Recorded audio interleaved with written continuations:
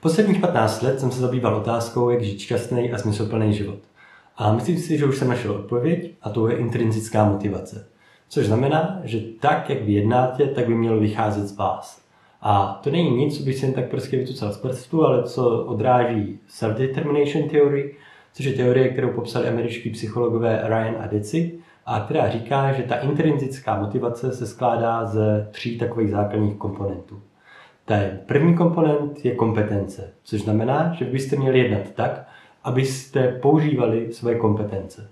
Což znamená, když jste třeba v práci a vy vyřešíte nějaký problém pomocí toho, že právě zapojíte svoje kompetence, tak vás to naplňuje. Stejně tak, když prostě máte, já nevím, koníčky, když dojdu večer doma, hraju na kytaru a teďka používám tu svoji kompetenci toho, jak prostě hraju ty akordy, dávám si solíčka, nebo když třeba, nevím, hrajete fotbal, teďka běžíte na bránku a užíváte si to, jako jo, teďka to tam vpálím prostě zprava nebo zleva, nebo když, já nevím, vyšíváte, stavíte baráky a používáte ty kompetence, tak je to něco, čím rozvíjíte dál sami sebe, co vás baví, ale stejně tak i co je dobrý jakoby pro ten svět. Ten další bod je sociální, což znamená, že to, co vy děláte, tak by mělo mít určitou rezonanci vždycky v nějaké skupině lidí. To znamená, že pokud já hraju sám na kytaru doma, tak je to v pohodě, ale pokud hraju ve skupině, která je na stejném jakoby vlně, tak je to úplně jiný level. Stejně tak pokud já vytvářím nějaké věci, třeba pokud šiju právě a šiju jenom pro sebe, tak to nemá takový velký output, jak když šiju pro někoho, když dělám ty věci pro někoho. A stejně tak i v té práci, že já když dělám práci, kterou ti lidi potřebují, která je jako naplňuje je a pomáhá jim a rozvíjí je pak dál, tak to je něco, co zase pomáhá mně, co mě naplňuje, ale co i pomáhá dál tomu světu. A v rámci toho sociálního bodu, tak si myslím, že ten cíl je vytvořit si takovou síť jakoby lidí, což můžou být právě zákazníci, jsou to i lidi jako vaši přátelé, rodina, děcka, partner a tak dál, kteří jakoby tvoří ten váš svět, ve kterým vy hrajete nějakou důležitou roli a který vás naplňuje a který vy vlastně tady ten svět posouváte dál. No a ten třetí bod, a řekl bych i ten základní a nejdůležitější, je autonomie. A sice proto, abyste vy tady tyhle ty věci mohli dělat, tak potřebujete volnost. Musí to vycházet jednak z vás, takže to znamená, že jako nesmíte být do těch věcí nucení. Pokud já hraju na kytaru a prostě dojde za mnou rodič a řekne, a teďka budeš prostě hodinu hrát na kytaru a budeš trénovat, no tak mi to bavit nebude, i když je to použiju své kompetence. Pokud já budu muset být s lidmi, se kterými já nechci intrinsicky být, no tak mě to taky nebude naplňovat. A stejně tak, jak jsem říkal, jako potřebujete určitou volnost a prostor na to, aby se tady tyhle ty věci mohly dělat. Abyste v práci mohli ty věci udělat takovým způsobem, jaký vy chcete, tak potřebujete právě že autonomii. A vy, když to jak budete dělat, tak vás to bude víc bavit a ty výsledky budou velmi často lepší. A teďka, když vy jako zjistíte tady tyhle ty pozitivní věci, tak je dobrý si to i obrátit a uvědomit si, co jsou ty negativní věci. Takže vy, pokud vás nic nebaví, pokud nemáte žádný zájmy, nemáte žádný koníčky, nemáte žádné jakoby kompetence, které byste jakoby používali, tak v životě šťastný jakoby nebudete. Stejně tak pokud nemáte ty lidi kolem sebe, no tak taky budete prostě, když dojdete večer doma, nikdo na vás nečeká, nemáte prostě lidi, se kterými byste sdíleli ten svůj všední den, no tak je to špatný. A stejně tak prostě pokud jenom lítáte od jednoho úkolu k druhému, pokud nemáte čas na sebe, nemáte čas na to dělat ty věci tak, jak vy chcete, no tak vás to taky jako nepodporuje. A pokud vy budete strádat v jednom nebo ve více tady v těch elementů, tak je to podle mě úplně ideální způsob, jak si vytvořit depresi. Protože deprese je podle mě tady přesně o tom, že člověk nežije ten život tak, jak by chtěl žít dlouhodobě, protože někde tady v těmhletom to prostě nefunguje. A teďka, jakoby, když vy třeba tu depku máte, tak si myslím, že to je o tom, že každý člověk má jakoby od narození to intrinsické spojení sám se sebou. Kdy prostě ten člověk ví, co ho jakoby baví v životě, cítí ten motor v sobě a ten ho žene dál. A nejlíp je to vidět prostě na dětskách. Ty přesně ví, co chtějí a dělají jenom to, co je baví, ve smyslu jakoby žijou intrinsicky. A ten problém je, že postupem času, jak člověk jakoby se vyvíjí, stárne na základě socializace, tak bývá velmi často deformovaný. A to může být na té psychosociální jakoby úrovni, kdy prostě rodiče říkají, nedělej tamto, buď takový, jaký já chci, abys byl.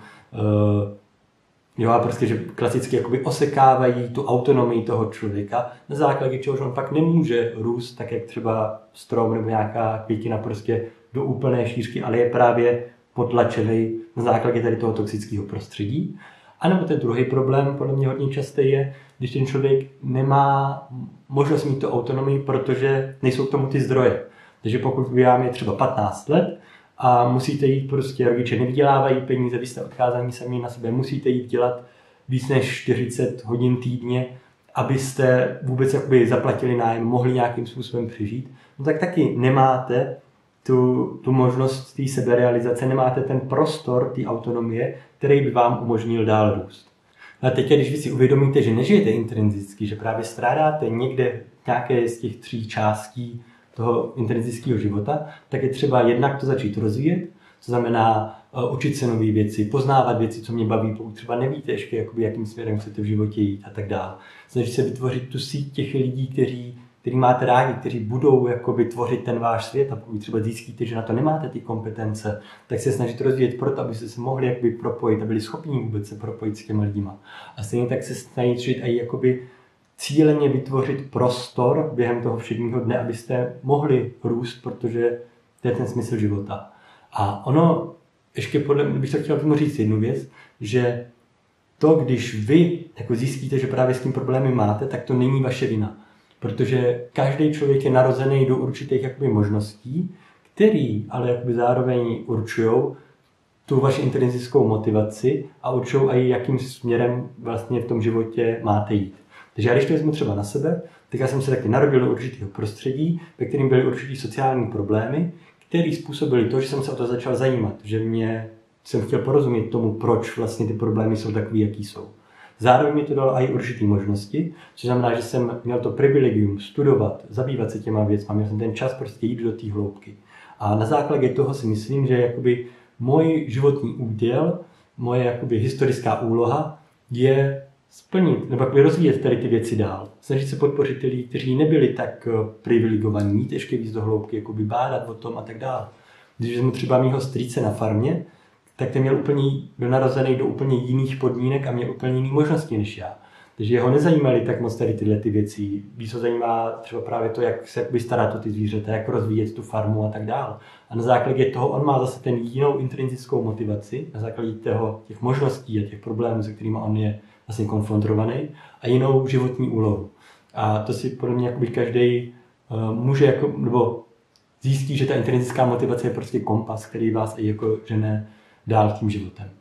No a ten poslední bod, o kterém jsem chtěl mluvit, je, že právě když si uvědomíte, že ne každý má ty privilegia na to žít intrinzicky, protože to právě potřebuje určitý zdroje, protože to potřebuje určitý rozvoj, tak byste se měli snažit, když ty privilegia máte, podporovat ty lidi, co to tak jakoby neumí. A proto, ale to třeba vidět v práci, že když berete nějakým způsobem lidi, máte nějaký lidi pod sebou, tak se je snažit rozvíjet.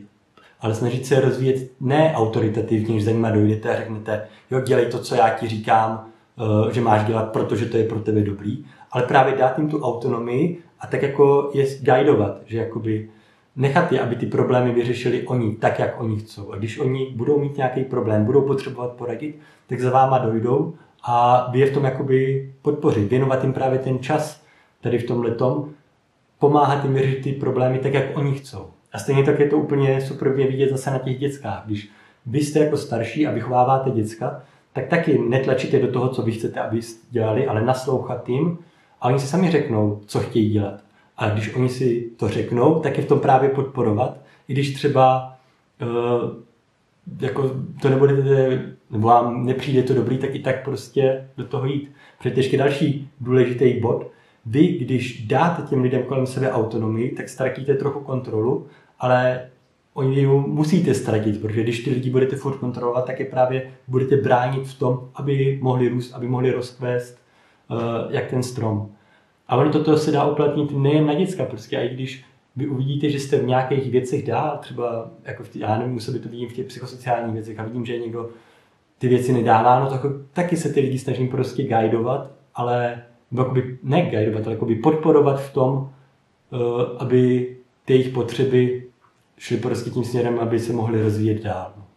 A ono je tohleto zajímavé i jakoby z celospolečenského pohledu, protože já jako sociolog můžu říct, že proto, aby ta společnost se vyvíjela dál, aby byla dobrá, tak tak ty lidi musí žít jakoby intrinzicky. Protože ono je to vždycky jakoby propojený, že vlastně ta společnost sice ty lidi nějakým způsobem jakoby omezuje v těch jejich možnostech, ale zároveň by měla vycházet z těch lidí. Takže ta forma té společnosti, taká, jaká bude, tak by měla vycházet z toho, co ty lidi chcou. A ono jakoby je potřeba dávat i ty praktické věci. To může být prostě věci, jako je základní plat, nebo jako to, že se sníží třeba pracovní doba, aby ty lidi mohli právě mít ten prostor na to dělat věci, co je baví. Aby mohli strávit víc časama s dětskama, s lidmi, kteří prostě mají rádi a tak dále. A ono, spousta lidí si třeba řekne, jako jo, když dáte lidem základní plat, tak nikdo nebude pak dělat nic, ne, a tak, ale to jsou nesmysly. Protože určitě jako jo, najdou se nějací lidi, kteří jsou tak zničení, že jako budou prostě pak vyplesklí u televize a jakoby prodrbají ten život. Ale na druhou stranu valná většina lidí, když ten prostor dostane, tak podle mě začne růst a začne dělat ty věci, co je baví. A to je stejně jak jakoby s kvítkama, že když máte malým květináčů, vám narostou, a teď když je jim ten květináč rozšíříte, tak oni rostou. A to říkal taky třeba psycholog Erik Fromm, ne, že každý má ten epigenetický princip, každý to v sobě má ten růst, akorát musí mít ty možnosti na to růst dál. A to úplně poslední věc, co bych tomu chtěl říct, je, že když každý začne v té společnosti růst, tak ta společnost se začne diverzifikovat. Protože, jak jsem říkal předtím, každý na základě svých možností, na základě svých problémů, tak jde jiným směrem. A díky tomu každý je prostě nějakým způsobem jiný. A tady tu diverzitu je třeba si uvědomovat a chránit a podporovat. Proto je třeba tak strašně důležitý věci jako pochody hrdosti, ne? Pride a tak dále. A to není o tom, že by jako každý chtěl být homosexuální nebo něco na ten způsob, ale jde o to, že ono to nejlíp asi symbolizuje tu diverzitu, to, aby každý právě mohl žít ten život tak, jak chce, aniž by mu do toho někdo kecal, aniž by ho nějakým způsobem jako oklešťoval a tak dále. A já jsem to vlastně o tom točil i třeba mým videu o punku, ne? Že vlastně punk má taky jako ten cíl prorazit ty normy natolik, aby každý mohl být sám sebou, aby vlastně nebylo nemožný být nenormální, když prostě dojdete, já nevím, na koncert, jeden tam bude v plavkách, další v sukni, další v obleku a každý bude prostě v tom svým, v čem je mu dobře, to, co prostě cítí, že je správný, tak to je ten stav té společnosti, do kterého my se snažíme dostat. A ono je to tak ještě vidět, jako úplně poslední bod, co bych tomu chtěl říct, že to je vlastně ten cíl, který se lidi dali už 250 let zpátky v osvícenství. Že vlastně francouzská revoluce, osvícenci a tady to tak chtěli vytvořit emancipovaný individuum, který právě se bude moct sebe realizovat, který bude moct růst. A já myslím, že se k tomu čím dál tím víc blížíme, ale i tak je potřeba ještě na tom pracovat dál. Tak jo, tak to asi všechno, co jsem tomu chtěl říct, tak já doufám, že se vám líbilo a budu se těšit na vás zase někdy příště. Tak se mějte hezky a čau.